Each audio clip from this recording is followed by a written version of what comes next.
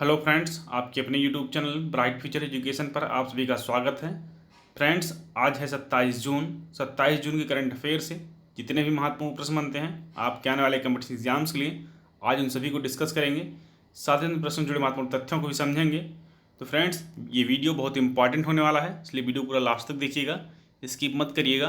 और यदि आप इस वीडियो का PDF भी चाहते हैं तो PDF अवेलेबल है हमारे टेलीग्राम ग्रुप में, और टेलीग्राम ग्रुप का लिंक दिया हुआ है वीडियो के डिस्क्रिप्शन में। तो चलिए फ्रेंड्स, देखते हैं हमारा पहला क्वेश्चन कौन सा है। हमारा पहला क्वेश्चन है, केंद्रीय मंत्रिमंडल ने उत्तर प्रदेश के किस शहर में हवाई अड्डे को अंतर्राष्ट्रीय हवाई अड्डे के रूप में घोषित किए जाने की स्वीकृति दे दी है। इसका सही आंसर है कुशीनगर। केंद्रीय मंत्रिमंडल ने कुशीनगर का जो हवाई अड्डा है उसको अंतर्राष्ट्रीय हवाई अड्डा घोषित किए जाने की अनुमति दे दी है। आइए देखते हैं क्या और इससे जो है तथ्य निकल के आते हैं। तो अंतर्राष्ट्रीय सीमा के काफ़ी नज़दीक होने के कारण यह हवाई अड्डा सामरिक दृष्टिकोण से काफ़ी महत्वपूर्ण है, जिस कारण केंद्रीय मंत्रिमंडल ने यह फैसला लिया कि इसे अंतर्राष्ट्रीय हवाई अड्डा घोषित कर दिया जाए। और केंद्र सरकार के इस फैसले से कुशीनगर न केवल आर्थिक, सामरिक, व्यापारिक योगदानों के लिए दुनिया भर में जाना जाएगा, बल्कि यह पर्यटन का हब भी बनेगा। अच्छा, कुशीनगर उत्तर प्रदेश में है, तो उत्तर प्रदेश की राजधानी लखनऊ है। मुख्यमंत्री योगी आदित्यनाथ हैं, राज्यपाल आनंदीबेन पटेल हैं। और अगर कुछ अन्य योजनाओं की बात की जाए जो हाल में उत्तर प्रदेश में लागू हुई और हाल में उत्तर प्रदेश में लॉन्च हुई हैं, तो इसमें पहली ट्रांसजेंडर यूनिवर्सिटी बनेगी यहाँ पे, और गिद्ध संरक्षण केंद्र बनेगा यहाँ पे उत्तर प्रदेश में। मुफ्त लैपटॉप वितरण योजना जो है उत्तर प्रदेश में चल रही है। माननीय मुख्यमंत्री योगी आदित्यनाथ जी ने इस योजना को चलाया है। जैसे कि पहले एक बार अखिलेश सरकार ने मुफ्त में लैपटॉप वितरित किए थे, उसी तर्ज पे मुख्यमंत्री योगी आदित्यनाथ भी 20 से 22 लाख लोगों छात्रों तक ये मुफ्त लैपटॉप वितरण करने का योजना है। तो ये तो था इस क्वेश्चन से डिटेल। चलिए अब अगला क्वेश्चन देखते हैं। हमारा अगला क्वेश्चन है, हाल ही में किस राज्य सरकार ने राज्य में गौपालन को लाभप्रद बनाने, गोबर प्रबंधन और पर्यावरण सुरक्षा के लिए गोधन न्याय योजना शुरू करने का फैसला लिया है। योजना का नाम याद रखिएगा। इसका सही आंसर है छत्तीसगढ़ सरकार ने गोधन न्याय योजना शुरू की है। क्या है ये योजना, आइए इसको देखते हैं। तो छत्तीसगढ़ के मुख्यमंत्री भूपेश बघेल हैं। आप यहाँ से एक तथ्य ये हो गया कि छत्तीसगढ़ के मुख्यमंत्री भूपेश बघेल हैं, इसको भी याद रखिए। कई बार डायरेक्ट मुख्यमंत्री का नाम भी पूछता है। ने पशुपालन को व्यावसायिक रूप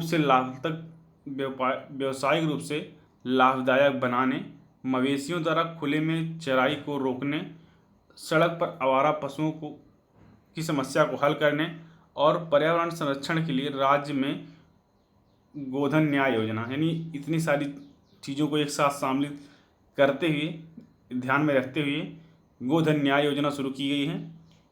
और इस योजना की शुरुआत राज्य के हरेली पर्व के शुभ दिन की होगी। इस योजना के अंतर्गत पशुपालकों को लाभ पहुंचाने के लिए गोबर की खरीद की जाएगी, यानी इसे जो वहाँ पे पशुपालक हैं उनको लाभ पहुंच सके, इसलिए सरकार सरकारी स्तर पर गोबर की खरीद करेगी। मुख्य योजनाएं और क्या हो सकती है छत्तीसगढ़ से, जो महत्वपूर्ण उसको समझते हैं।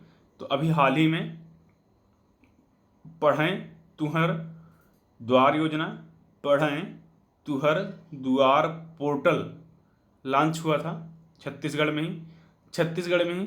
सौर सुजला योजना चलाई गई थी कुछ दिन पहले ही। और कवच मोबाइल ऐप लॉन्च किया गया था छत्तीसगढ़ में ही। राजीव गांधी किसान न्याय योजना भी छत्तीसगढ़ में लॉन्च हुई थी।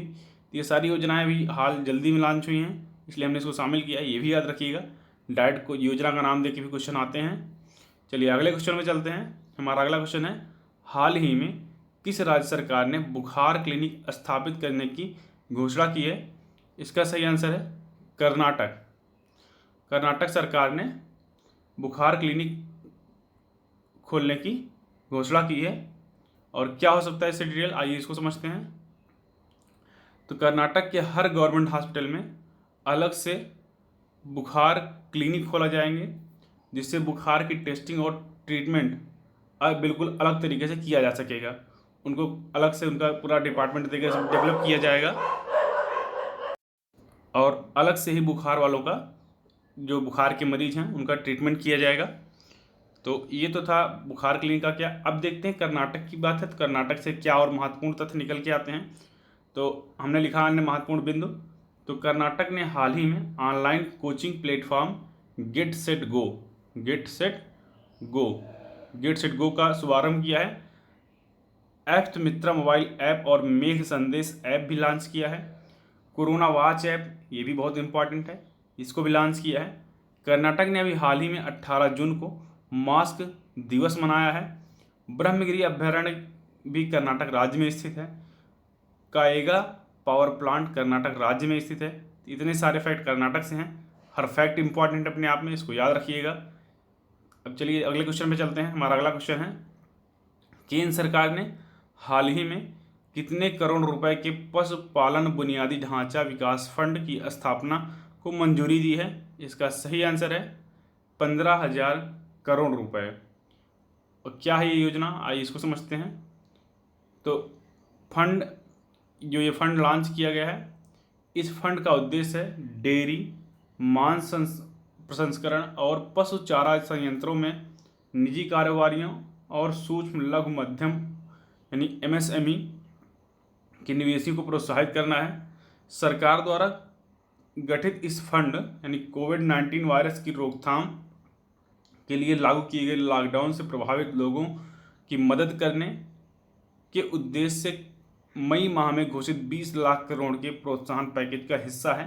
क्योंकि मई माह में केंद्र सरकार ने, या मोदी जी हमारे जो प्रधानमंत्री हैं, उन्होंने 20 लाख करोड़ का एक पैकेज लॉन्च किया था, जिसे आत्मनिर्भर भारत अभियान के तहत लॉन्च किया गया था। उसी के हिस्से में से एक ये भी है और उसी के तहत इसे लॉन्च किया गया है।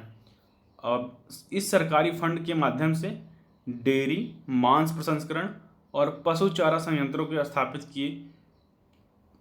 स्थापना के लिए किसान उत्पादक संगठनों MSME और निजी कंपनियों को 3 से 4% की ब्याज सहायता दी जाएगी। यानी इनसे 3 से 4% ब्याज को कम कर दिया जाएगा, इनके जो लोन दिया जाएगा इनको। अब ये तो था इस क्वेश्चन का डिटेल। चलिए अगले क्वेश्चन पे चलते हैं। किस राज्य सरकार ने हाल ही में गतिविधि आधारित एक विशेष शिक्षा पहल 1-2 खेलो 1-2 पढ़ो शुरू करने की घोषणा की है? इसका सही आंसर है त्रिपुरा सरकार ने 1-2 खेलो 1-2 पढ़ो योजना लॉन्च की है। क्या है ये, आइए इसको समझते हैं। तो इस नई योजना को व्हाट्सएप या SMS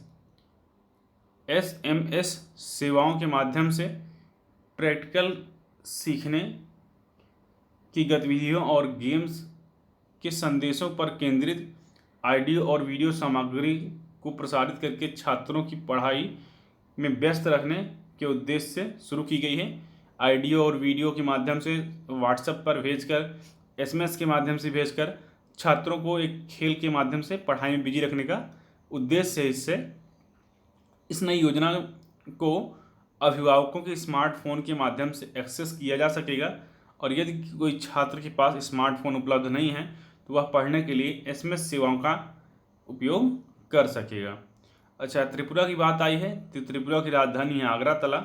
मुख्यमंत्री हैं बिप्लब कुमार दुबे, राज्यपाल हैं रमेश बैस। तो ये तो था त्रिपुरा से। अब त्रिपुरा से कुछ और डिटेल्स हो सकते हैं।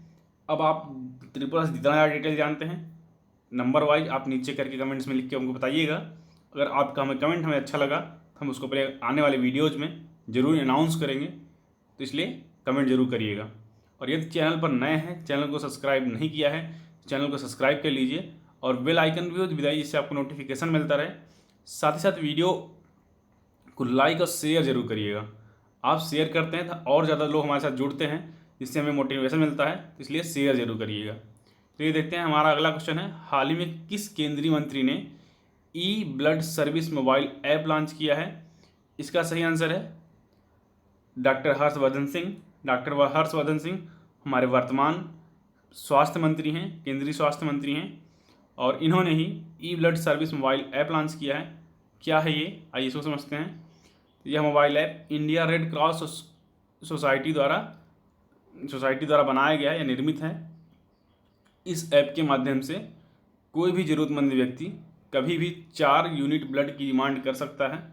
और डॉक्टर हर्षवर्धन सिंह वर्तमान हमारे केंद्रीय स्वास्थ्य मंत्री हैं। हाल ही में डॉक्टर हर्षवर्धन को WHO के कार्यकारी बोर्ड का अध्यक्ष बनाया गया है। यहाँ पे कार्यकारी नहीं लिखा हुआ है, सॉरी कार्यकारी बोर्ड लिखा है लेकिन अध्यक्ष नहीं लिखा है, तो आप ध्यान रखिएगा। तो हाल में डॉक्टर हर्षवर्धन जो है उनको WHO के कार्यकारी बोर्ड का अध्यक्ष बनाया गया है। ये मैंने एक क्वेश्चन शामिल किया था और उसके बारे में बहुत डिटेल से बताया था।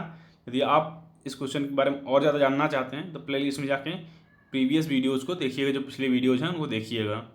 चलिए अगले क्वेश्चन में चलते हैं। हमारा अगला क्वेश्चन है, हाल ही में देविका और पुनेजा ब्रिज का उद्घाटन किस राज्य में किया गया है? इसका सही आंसर है जम्मू कश्मीर में।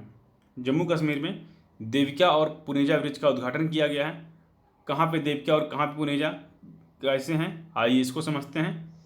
तो देविका ब्रिज को जम्मू कश्मीर के उधमपुर ज़िले में बनाया गया है, जबकि पुनेजा ब्रिज को जम्मू कश्मीर के ही डोडा ज़िले में बनाया गया है। इन दोनों ब्रिजों का निर्माण BRO ने किया है। BRO मतलब बॉर्डर रोड ऑर्गेनाइजेशन। ये होता क्या है, तो बॉर्डर रोड ऑर्गेनाइजेशन जो होती है ये हमारे सीमा सड़क संगठन होता है। सीमा सड़क संगठन होता है जो कि सीमाओं के आसपास के इलाकों में भारतीय सैन्य सेवा के लिए उन सड़कें निर्मित करता है, जरूरत की जगहों पे ब्रिज निर्माण करता है, इस तरीके का ये काम करता है। तो ये है BRO। अब BRO की अगर और बात करें तो BRO की स्थापना हुई थी 7 मई 1960 को, और इसका संस्थापन मतलब स्थापना किसने की थी, पंडित जवाहरलाल नेहरू ने की थी, संस्थापक थे वो। और मुख्य उद्देश्य क्या है, सीमावर्ती इलाकों में सड़क और ब्रिज का निर्माण करना। और मुख्यालय कहाँ पे है इसका, नई दिल्ली में इसका मुख्यालय है, और ये है इसका लोगो। तो ये था इस क्वेश्चन से डिटेल। अब चलिए अगले क्वेश्चन पर चलते हैं। हमारा अगला क्वेश्चन है, 2023 में होने वाले महिला विश्व कप फुटबॉल के लिए ऑस्ट्रेलिया और किस देश को संयुक्त मेजबानी मिली है? इसका सही आंसर है न्यूजीलैंड। ऑस्ट्रेलिया और न्यूजीलैंड को संयुक्त मेजबानी का अवसर प्राप्त हुआ है। इससे पहले ये क्वेश्चन मैंने एक बार और बताया था, अगर अभी पिछले ही वीडियो में मैंने इस क्वेश्चन को डिस्कस किया था, इन क्वेश्चन दूसरे टाइप से था, तथ्य में शामिल हुआ था क्वेश्चन। तो आप अगर और ज़्यादा डिटेल चाहते हैं तो पीछे जाकर इसको जरूर देखिएगा। इसका डिटेल है न्यूजीलैंड। अच्छा, न्यूजीलैंड से क्या है, तो न्यूजीलैंड जो है अभी हाल ही में शामिल हुआ है, और ऑस्ट्रेलिया दोनों लोग संयुक्त रूप से, यह पहला अवसर है जब ऐसा कोई दो लोग मिलकर किसी विश्व कप खेल को आयोजित करा रहे हैं। तो 2023 में होने वाले महिला फुटबॉल वर्ल्ड कप की मेजबानी ऑस्ट्रेलिया और न्यूजीलैंड में की गई है, न्यूजीलैंड द्वारा की गई है, या इनको मिली है, ये करेंगे ऐसा। और जापान पहले ही इस टूर्नामेंट की मेजबानी से पीछे हट गया था, जिसके बाद ऑस्ट्रेलिया और न्यूजीलैंड की दावेदारी मजबूत हुई थी। फीफा ने कहा कि ऑस्ट्रेलिया और न्यूजीलैंड के फुटबॉल फेडरेशन को 35 वोटों में से 22 वोट हासिल हुए हैं। 35 वोट में से 22 वोट हासिल हुए, जिससे वे टूर्नामेंट की मेजबानी लेने में सफल रह सके। ऑस्ट्रेलिया न्यूजीलैंड ने इससे पहले कभी भी महिला विश्व कप की मेजबानी नहीं की है। यह पहला अवसर है जब दो परिसंघ मिलकर विश्व कप का आयोजन करेंगे, ऐसा पहले नहीं हुआ है। इससे पहले जापान को ये मेज़बानी मिली थी, लेकिन जापान के मना करने के बाद अब इनको ये मेज़बानी प्राप्त हुई है। चलिए अगला क्वेश्चन हमारा देखते हैं। हमारा अगला क्वेश्चन है, भारतीय रेलवे ने बड़ा फैसला लेते हुए सभी नियमित मेल, एक्सप्रेस और यात्री ट्रेन सेवाओं के साथ उपनगरीय ट्रेनें कितनी तारीख तक रद्द कर दी हैं? तो इसका सही आंसर है 12 अगस्त तक। 12 अगस्त तक रद्द कर दी गई हैं। अब क्या और डिटेल है इससे, आइए देखते हैं। कोरोना वायरस के लगातार बढ़ रहे मामलों को देखते हुए भारतीय रेलवे ने रेगुलर ट्रेनों को रद्द कर दिया है, और रेलवे बोर्ड द्वारा जारी निर्देश में कहा गया कि सभी नियमित मेल, एक्सप्रेस और यात्री ट्रेनों के साथ साथ उपनगरीय ट्रेनें 12 अगस्त तक रद्द रहेंगी। उन्होंने बताया कि सभी स्पेशल ट्रेनें चलती रहेंगी जो स्पेशल ट्रेनें चलाई गई हैं। इससे पहले रेलवे ने 30 जून तक सभी ट्रेनों को रद्द करने का फैसला निर्णय लिया था या रद्द किया था। कैंसिल की जा रही ट्रेनों के टिकट का पूरा पैसा रिफंड होगा और रेलवे के मुताबिक यात्री टिकट का पैसा रेलवे के टिकट काउंटर से प्राप्त कर सकेंगे। चलिए अगला क्वेश्चन देखते हैं। हमारा अगला क्वेश्चन है, हाल ही में आत्मनिर्भर पेट्रोल पंप का शुभारंभ किया किस शहर में हुआ है?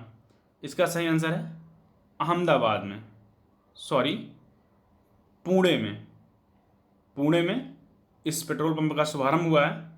और क्या है फैक्ट्स, आइए इसको समझते हैं। क्या है आत्मनिर्भर पेट्रोल पंप? तो जो हमारी आत्मनिर्भर पेट्रोल पंप है ये महाराष्ट्र के पुणे शहर में स्टार्ट हुई है। आत्मनिर्भर पेट्रोल पंप पर ग्राहक को खुद से गाड़ी में डीजल या पेट्रोल भरना पड़ता है।